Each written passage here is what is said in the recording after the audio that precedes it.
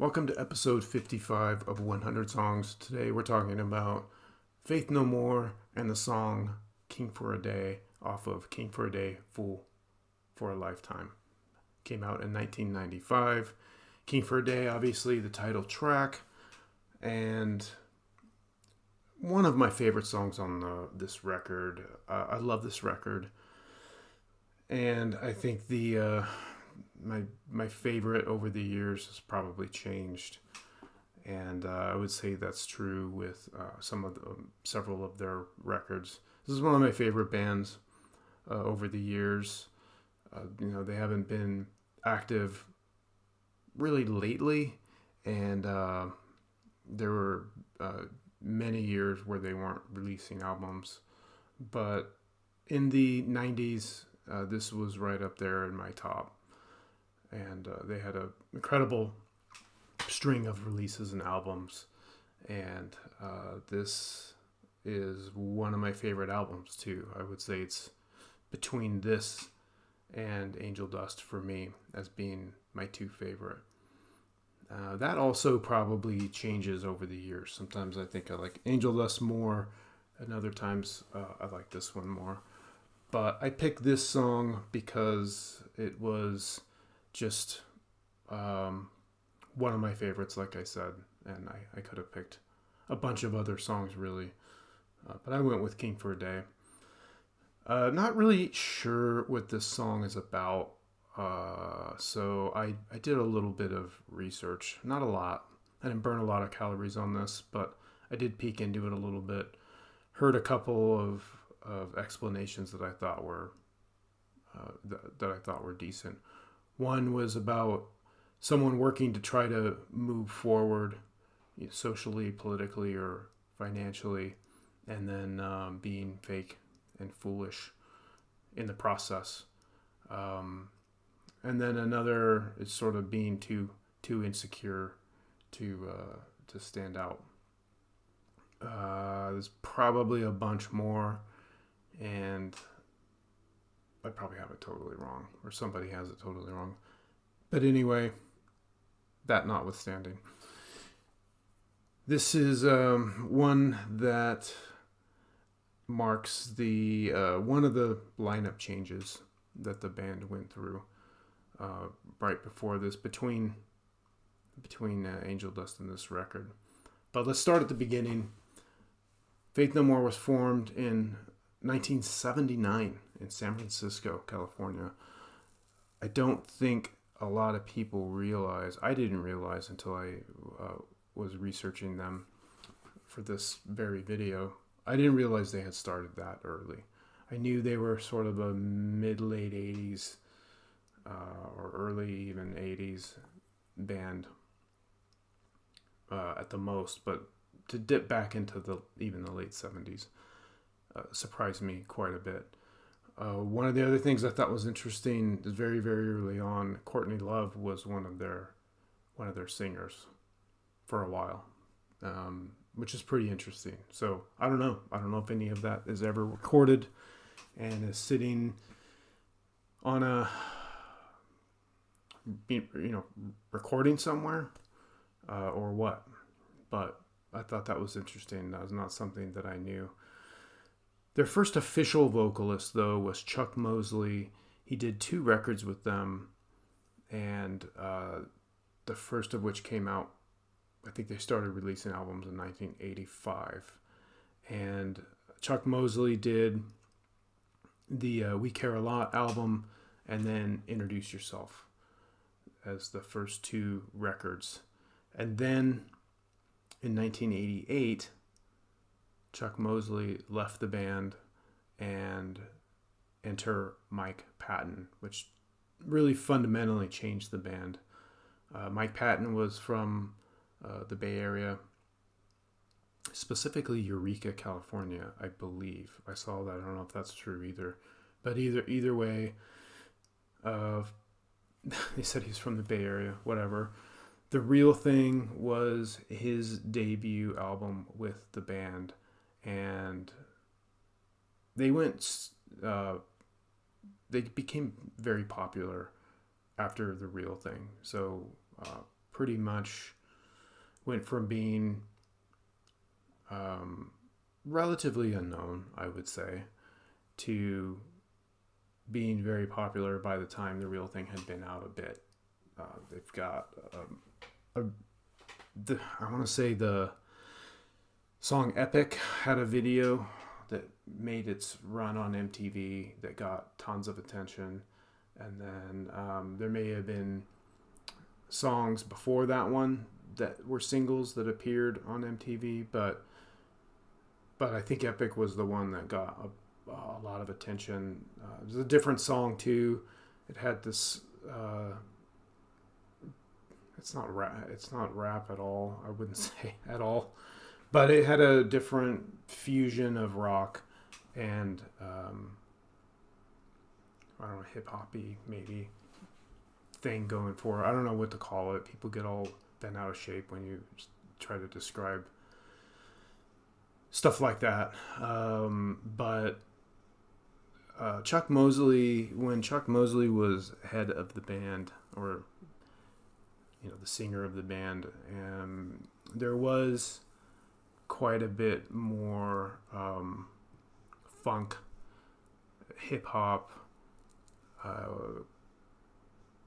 combined with progressive rock, even hard rock sometimes. And then over time, after Mike Patton came on board, it went way more hard rock direction. Still some pop elements.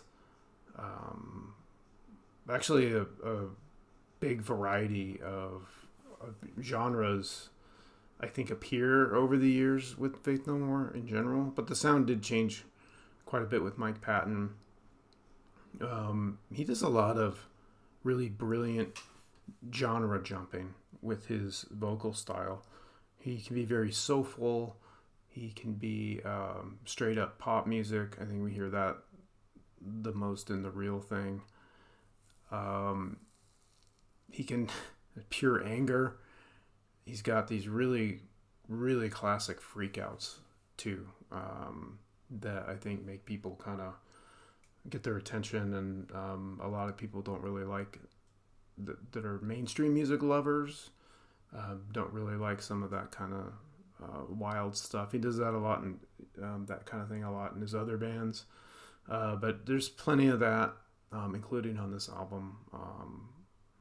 Ugly in the Morning is a good example of that. And then just a overall progressive sound as well. But so we've got The Real Thing in 1988, or at least that's when he joined. Maybe Real Thing came out in 88 too, 88 or 89. It came out in 89. Yeah, he joined, and then like a year later or so, The Real Thing came out. And then Angel Dust came out in 92. And then the change I was referring to earlier in the lineup, other than that really big, key, obvious one, was the guitar player Jim Martin was fired between Angel Dust and King for a Day. And it has to do with, tensions in the band. It's always tensions in the band. But he specifically had issues with the direction of the band was going. Didn't love some of what was going on with Angel Dust, and the caught wind of there's alleged, downplaying his contribution musically by removing some of his parts, something like that. I don't know if any of that's true, but there were issues, and he was fired supposedly via a fax. And as he says it, he had quit the band and had already decided to quit. Maybe the fax was a formality. I don't know. Something like that, but hurt feelings for sure, because he has disassociated himself with the band. Not disassociated himself, but no longer worked with the band, and they did a reunion at some point, and he stayed out of it. It was a reunion tour they did in 2009, and he wanted no part of it. So in place of Jim Martin, they had various guitar players. I think the first one that came in when Jim was out was, I forget the guy's name, but he was the guitar player, was the guitar player for Mike Patton's other band at the time, one of his other bands at the time, Mr. Bungle. He came in, did guitar for them, and then I believe their roadie took over for guitar, and they've had several guitar players since Jim Martin left. I don't know that it affects the band that much, which is odd because the guitar is such a key part, but you get a good enough guitar player in there playing, and you've got so much going on with Faith No More. You've got, the keyboard influence in this band, or the synth influence, is big. You have Mike Patton, who can carry a band. He's incredible. So you have such a great band.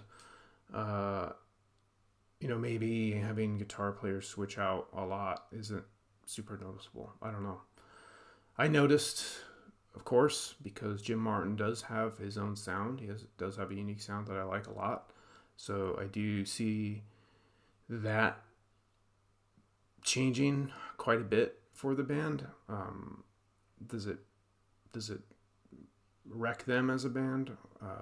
Does it fundamentally change them for the worse? I don't believe it does. Like I said earlier, I like King for a Day, Fool for a Lifetime kind of as much as I like Angel Dust. So, there you go. Album of the Year was next, 1997. That's the name of the album. It was not Album of the Year. Maybe it was somewhere on some magazine. But that was the name of their 97 album. And then a year later, they disbanded, unfortunately. So Patton went on to go do a lot of different side projects, some of which you'll see on my 100 songs list outside of Faith No More. I think I cover 2 on my list. Fantomas and Tomahawk. I don't believe we have any Mr. Bungle on this list. Anyway. So let's see. 98 disbanded, and then 2009 was the reunion tour I was talking about.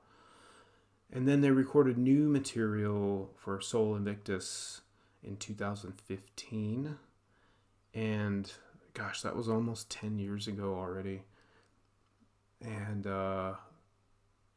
that's their last album. I have heard of another tour that was planned a few years ago.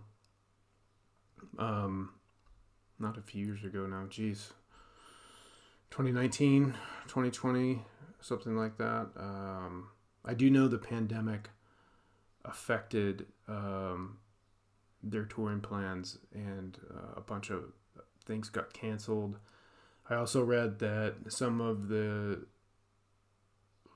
tours that they were going to do and didn't do after Soul Invictus were canceled due to mental health issues. I think this is around the pandemic time.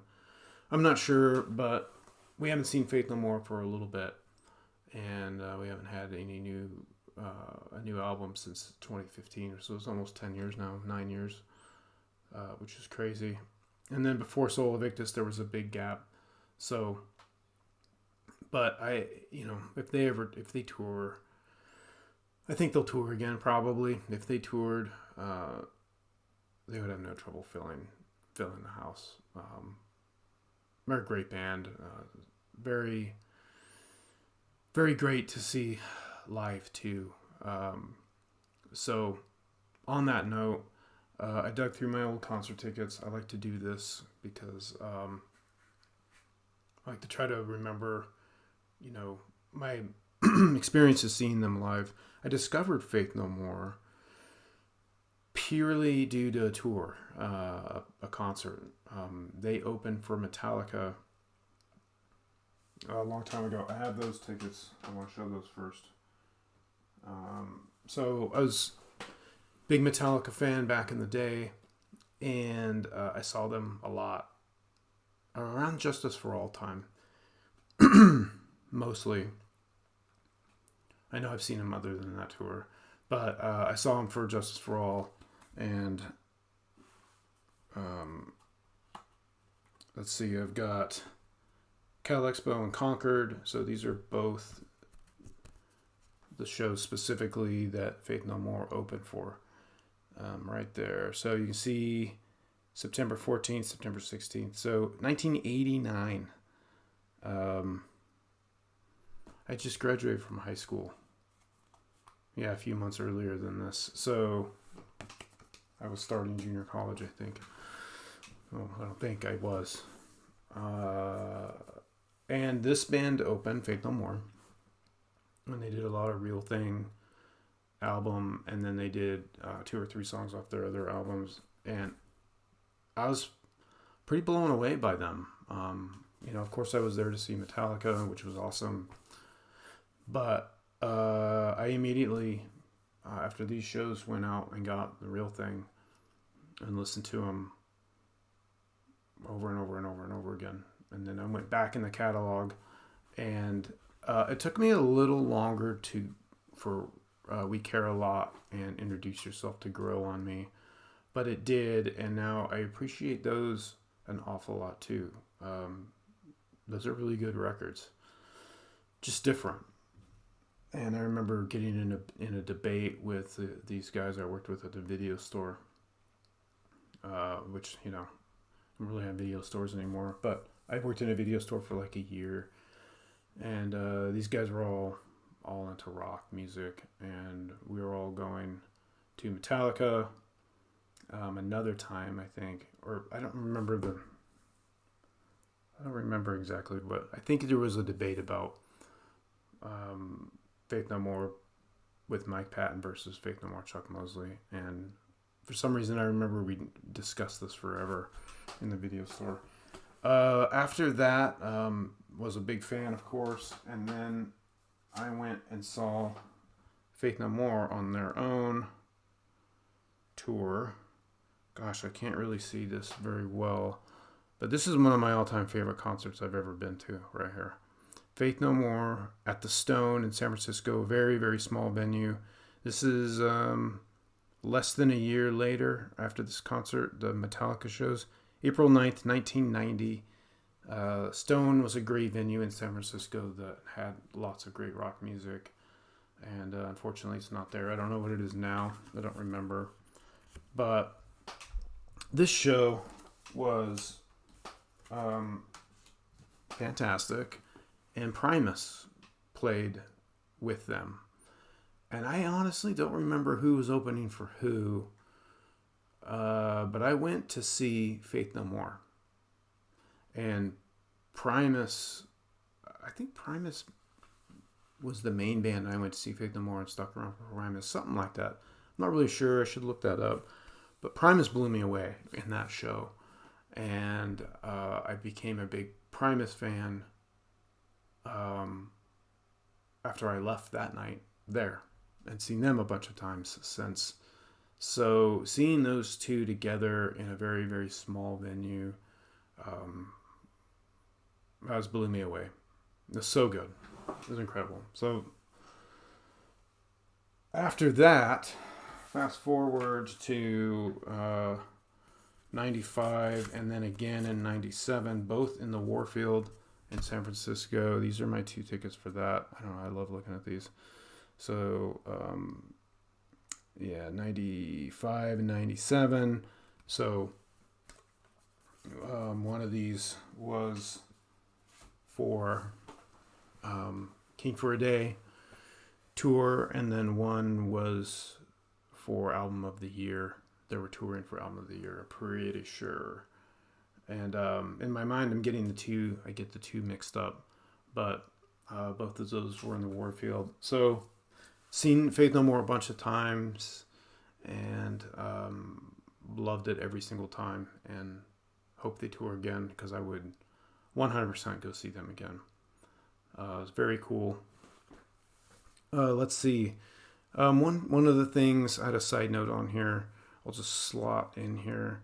In an interview, Mike Patton was talking about some of the lyrics. They have some really wacky lyrics, and he made a comment in an interview that people shouldn't look too deeply into meaning behind some of the songs and some of the lyrics, because he often chose words based on the sound. So the sound of the word over the meaning. Chosen. The lyrics were sometimes chosen for the rhythm and how he could sing them, not like what they meant. I thought that was really interesting. Never knew that. Kind of makes sense. I'm sure that a lot of the songs have actual meaning and whatever, but I did find it interesting that some of the stuff was purely on the sound over the meaning, which actually doesn't surprise me that much when I think about it. So, Faith No More, awesome. Let's go to the wheel and take a look at what our next... Oh, you know what we didn't do? We didn't listen to part of the song. Okay, so this again is King for a Day, and not quite the back half of the song, but most of the back half of the song is this sort of slower, repetitive part. And that's actually the part that I really like the most. The whole song's great. The first half is pretty up-tempo and kind of whatever. But it's the back half of the song that we're going to play here a little bit.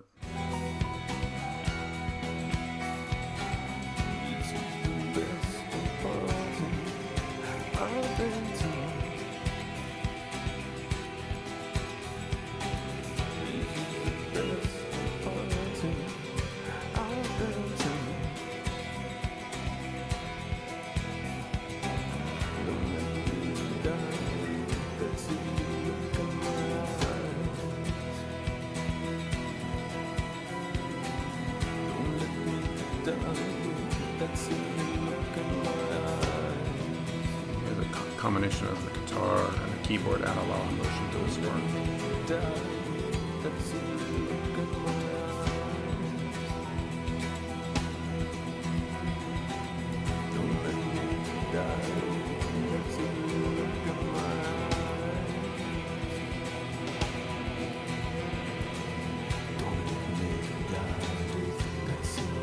Drum beat changes.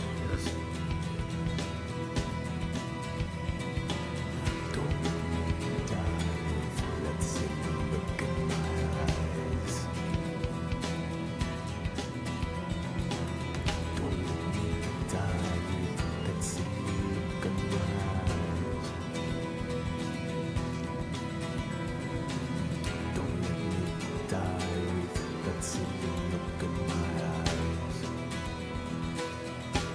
I just really like that part. It goes for another minute or so, and like I said, the first part of the song is a straight ahead, like rock song, and then it gets into this part, and it feels very emotional.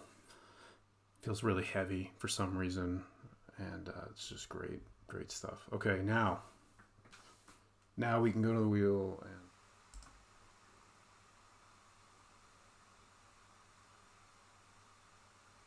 Cosmonaut from the band At the Drive-In.